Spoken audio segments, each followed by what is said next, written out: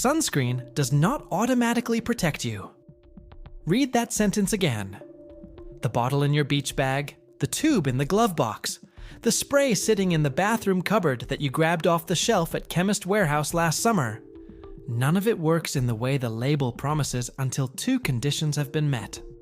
The formula has to deliver the SPF it claims when independently tested, and you have to apply it at the rate the testing assumes.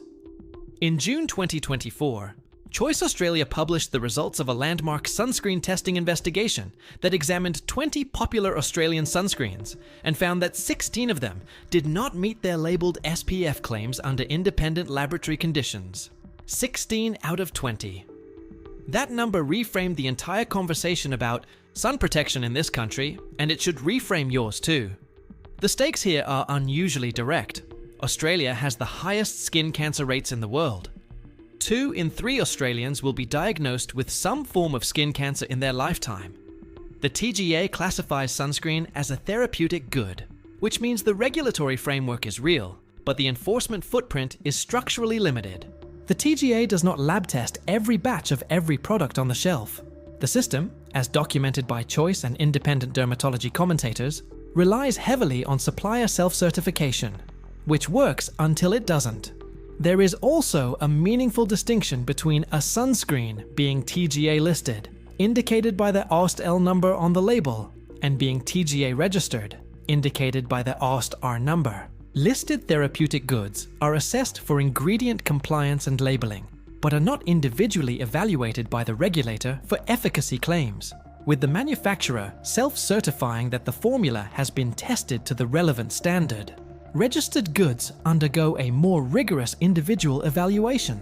Almost every sunscreen on the Australian shelf is listed, not registered. When 16 products in a single round of independent testing fall short of their label, the question is no longer whether a problem exists. The question is which products to trust. This is not an attack on sun protection. It is the opposite. I want you wearing sunscreen every day of your life from the age of 2 onward. What I do not want is for you to be wearing sunscreen. That does not do what it says, while you skip the hat, skip the shade, and stay out longer, because you trust a number on a tube that was generated under conditions that may not survive independent scrutiny. So we are going to walk through this carefully. 9 brands where, in our reading of the public record, the gap between marketing and tested performance, or between marketing and ingredient profile, is wide enough to warrant a pause. Then 3 brands that, in our opinion, hold up to scrutiny. If you have anyone in your life who buys a single bottle each summer and trusts it to do its job, this list is for them. Hit like to push it to other Australian beach bags, and stay through to the safe picks at the end. We will work through this in groups, organized by ingredient class, because the chemistry is the spine of the story. The first group is the chemical filter heavy formulations built around oxybenzone, octinoxate, and avobenzone, all common UV filters in mainstream supermarket sunscreens. Number 9, Garnier Ambre Solaire. The L'Oreal-owned brand has a strong shelf presence at Coles, Woolworths, and Priceline, and the formulations rely heavily on chemical filters, including avobenzone and octocrylene. Concerns have been raised in international toxicology literature about octocrylene degradation products under heat and storage conditions, with a Twinthaquen 21 study published in Chemical Research in Toxicology by researchers at the Sorbonne identifying benzophenone as a degradation byproduct accumulating in octocrylene-containing sunscreens over time, particularly when bottles were stored at temperatures above 30 degrees Celsius for extended periods. The study tested 16 octocrylene-containing products and found benzophenone accumulating to detectable concentrations in every sample after accelerated aging, with concentrations rising further in samples stored for 1 year. Benzophenone has been classified by the International Agency for Research on Cancer as possibly linked to specific health concerns at high chronic exposure, and the European Chemicals Agency has flagged it for further review. The Australian formulations are not identical to the European versions, but the supply chain DNA is the same. The texture of the Ambre Solaire chemical sprays, when you actually apply them, is thin, to the point of feeling almost like water on the skin, which is part of why people underapply this category by reflex. The aerosol delivery format, in our reading, also makes consistent dose application particularly difficult on a windy beach. In our opinion, Garnier sits in the lower tier of the chemical filter category for Australian conditions, where storage in hot cars and humid bathrooms is the norm rather than the exception. Verdict: pass. Number 8. Neutrogena. The Johnson & Johnson sub-brand carries a strong dermatology-adjacent reputation in the Australian market, and the Ultra Sheer range in particular is widely sold.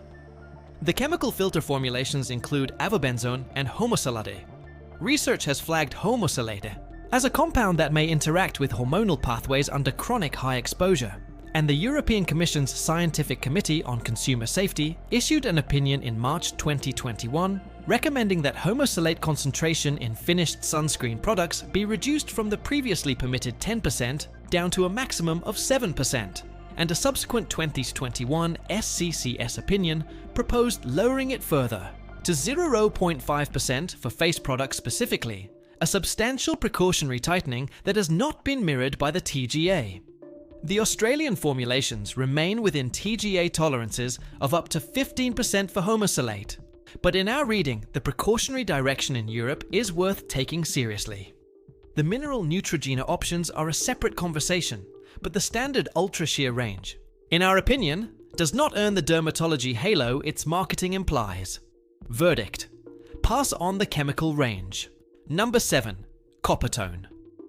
The Bayer-owned legacy brand has been on Australian shelves for decades, leaning hard on a beach and tan heritage image.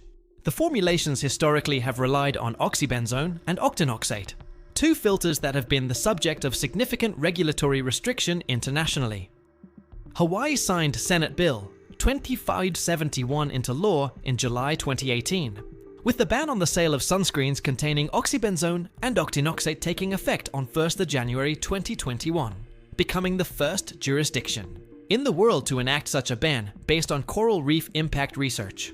Palau followed with a broader ban in January 2020, covering 10 reef-impacting ingredients, and parts of the United States Virgin Islands enacted similar restrictions through Bill 33-Rho-43, signed in 2019. Concerns have been raised in human health literature about oxybenzone absorption, with a 2019 FDA pilot study published in JAMA finding that oxybenzone was absorbed through the skin at plasma concentrations above the FDA toxicology threshold of 0.5 nanograms per milliliter after a single day of normal sunscreen application, with absorption persisting at measurable levels for days after application stopped.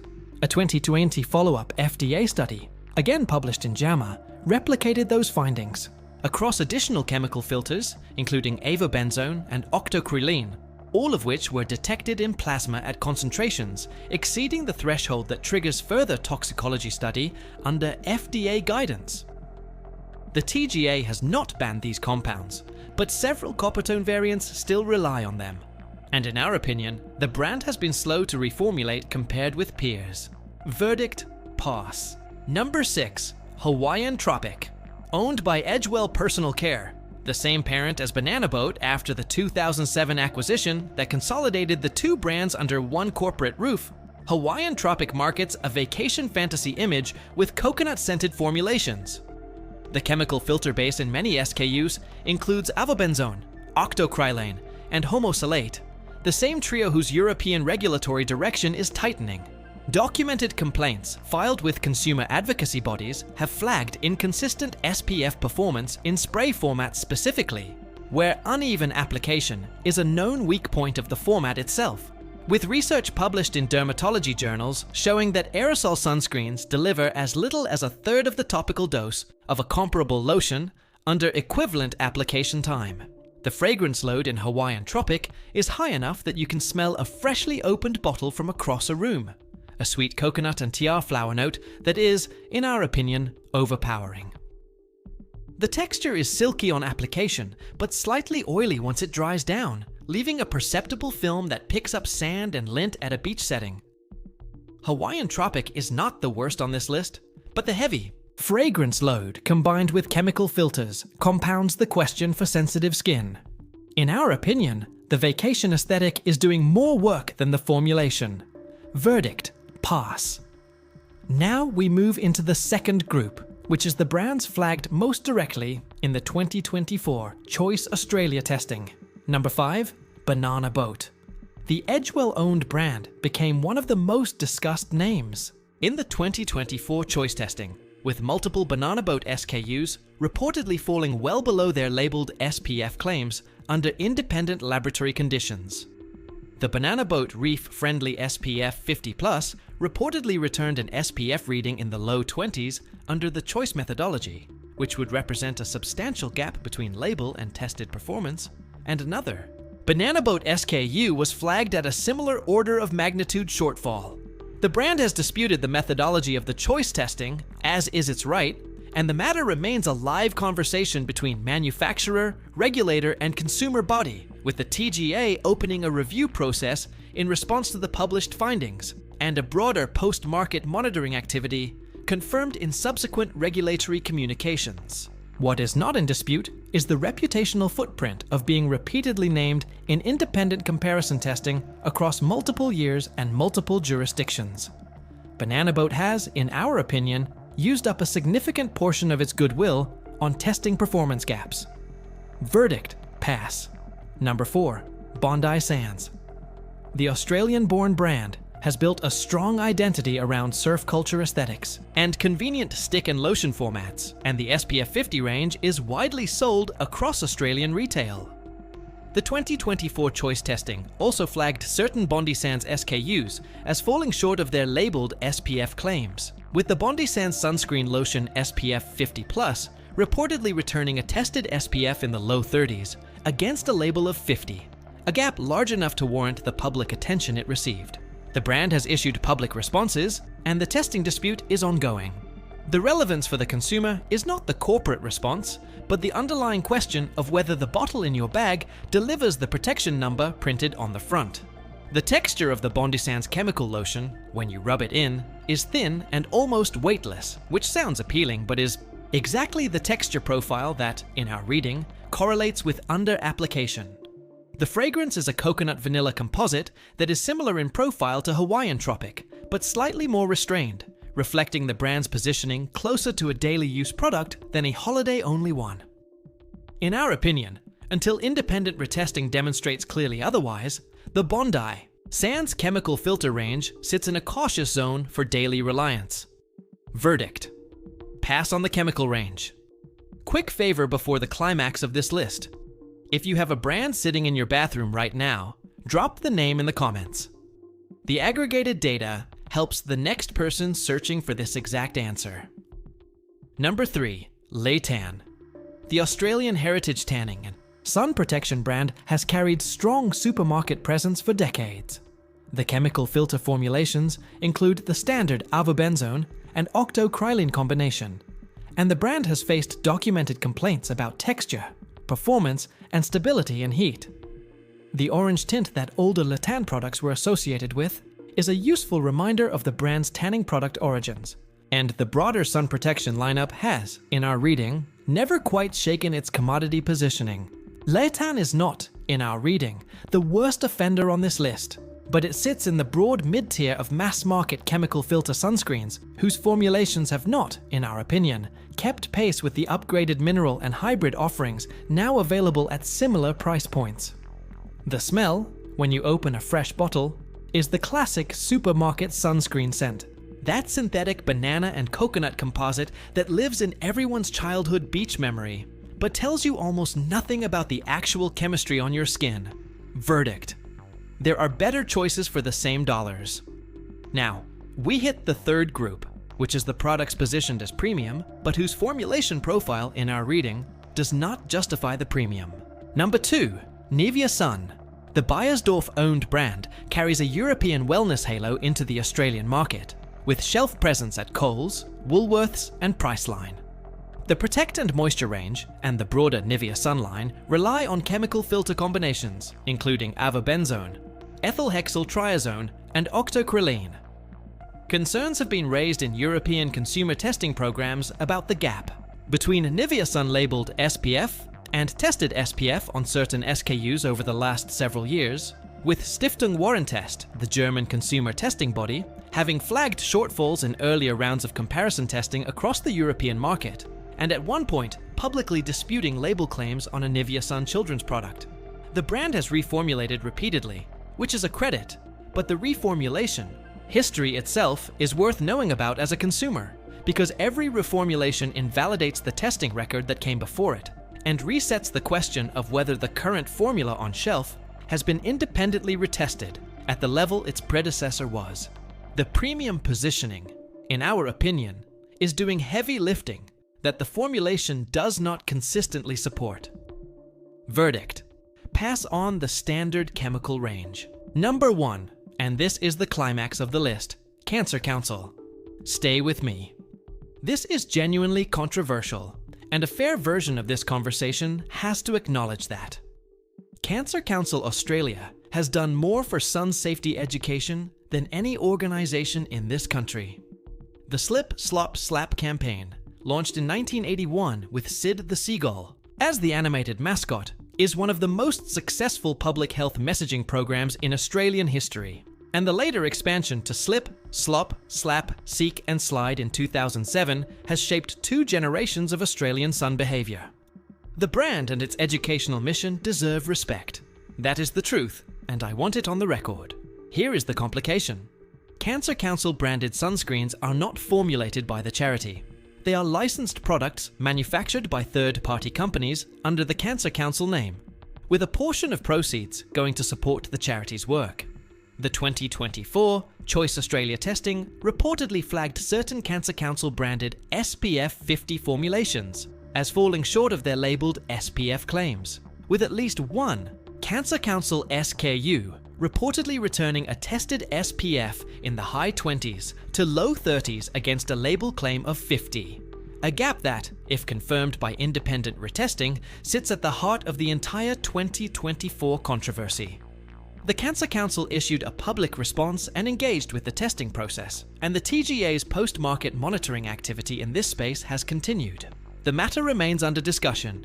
From a consumer perspective, the relevant question is whether the trust the brand name carries, built up over 40 years of educational work, transfers automatically to a licensed retail product whose tested performance is, by Choice's account, a separate question.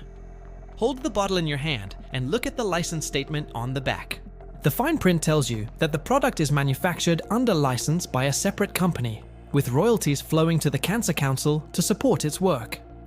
That arrangement is legal, common, and clearly disclosed if you read carefully. It is also, in our reading, the single most important consumer trust question raised by the entire 2024 testing controversy.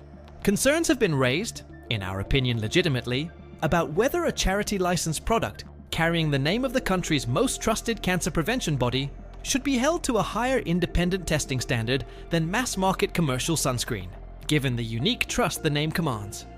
The Cancer Council itself has, to its credit, acknowledged the seriousness of the testing dispute. Sit with the weight of what that means for a moment. Of all the bottles on the shelf, this is the one a parent reaches for when they cannot remember the names of any others. The one that gets bought without comparison. The one whose authority is borrowed from 40 years of public service messaging.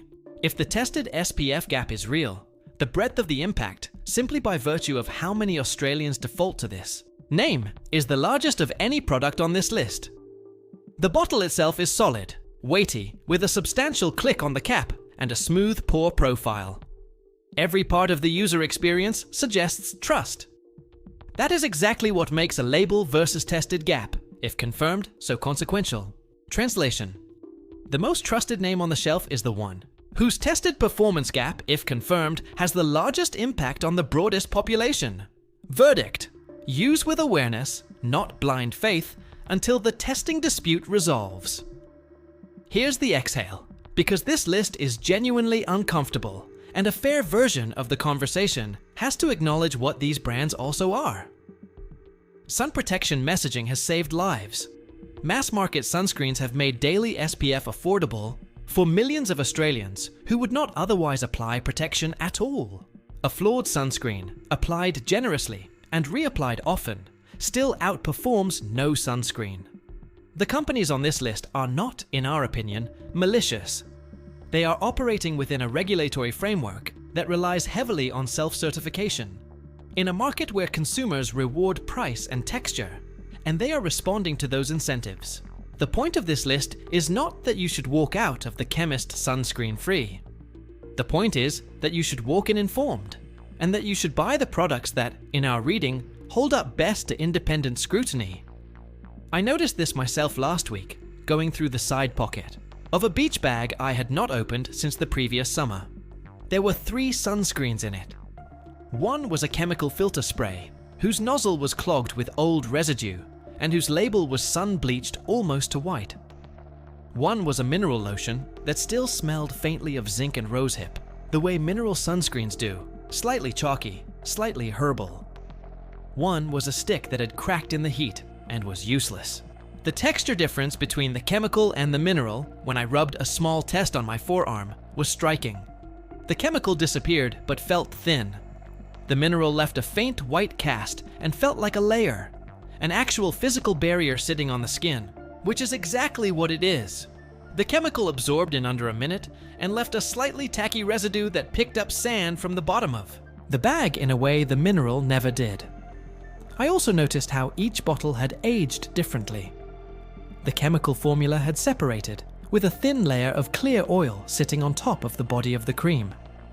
The mineral formula had stayed visually consistent, the only sign of age a slight thickening at the nozzle. There is also the nanoparticle question to acknowledge, alongside the praise for zinc oxide. Some mineral sunscreens use nanoscale zinc oxide particles, typically below 100 nanometers, to reduce the white cast appearance. And there has been ongoing dermatology and toxicology debate about whether intact, healthy skin acts as a sufficient barrier to nanozinc penetration.